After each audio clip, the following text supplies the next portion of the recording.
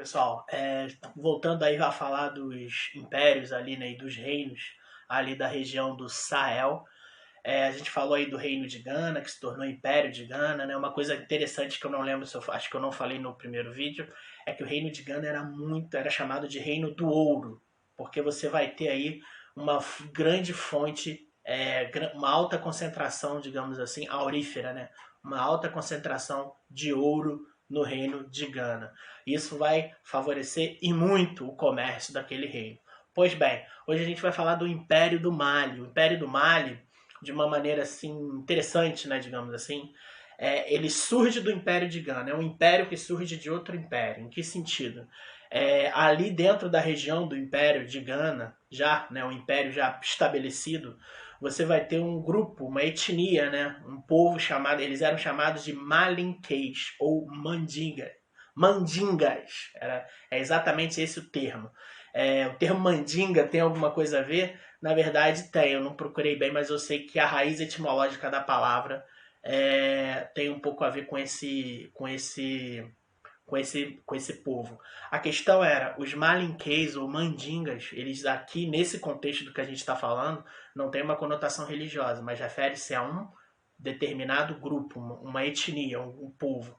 Então, esse grupo ele vai adotar a língua do reino de Gana, do Império de Gana, vai adotar os costumes, inclusive vai abraçar, né, o Islã, mas num primeiro momento vai haver uma separação, porque eles têm algumas outras práticas e culturas distintas. E com a expansão comercial que vai ter, principalmente no século XII, essa região do Sahel vai crescer muito. Esses malinquês eles se separam do reino de Gana e formam o seu próprio império, que vai se chamar o Império do Mali. E eles vão manter a mesma língua, vão manter basicamente os mesmos costumes e culturas, mas eles têm algumas distinções do reino de Gana, tá? Vai haver uma certa resistência para eles abraçarem, digamos assim, o Islã. Quando a gente diz abraçar é assimilar, porque em muitos momentos vai ser obrigatório, né, você seguir o Islã. Então, tem uma figura que é o Mansa. O Mansa aí seria Rei dos Reis, né? O rei do Império do Mali. O título dado era Mansa. O grande nome, digamos assim, do Império do Mali vai ser do fundador exatamente desse império, que chamava-se Sundiata Keita, é o nome. Sundiata Keita. Sundiata Keita. Esse camarada ele não vai ele vai a princípio aceitar o Islã, mas para benefício próprio, né, e para benefício do próprio Império do Mali, para ele manter boas relações comerciais com os muçulmanos. E ele vai fazer uma coisa interessante, que ele vai se aproximar com o Egito. O Egito, lembrando, é uma nação bem antiga, uma nação já bem consolidada.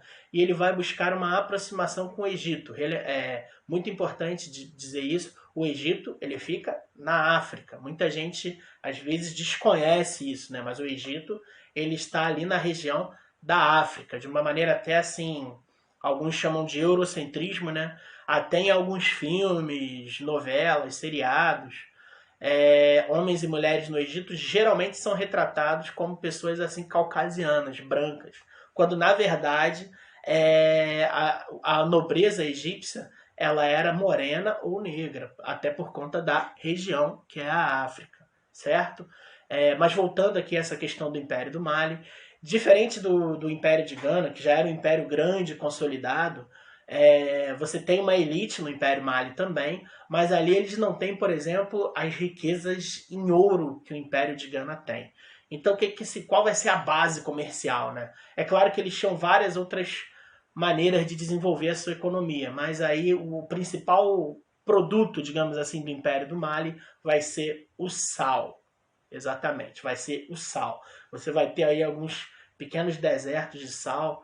Até hoje você tem comércio de mal, perdão. Até hoje você tem comércio de sal ali na região do Mali.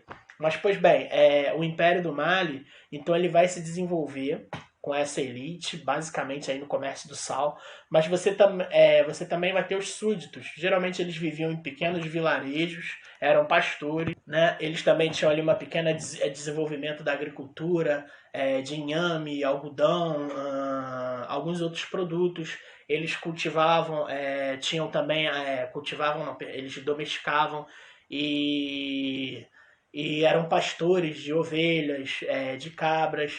E também tinha uma pequena oficina artesanal, né? Faziam produtos como cestas, vasos, potes e vendiam esses produtos nesse comércio aí da região do Sahel. Pois bem, já falamos de dois reinos, né, do Sahel.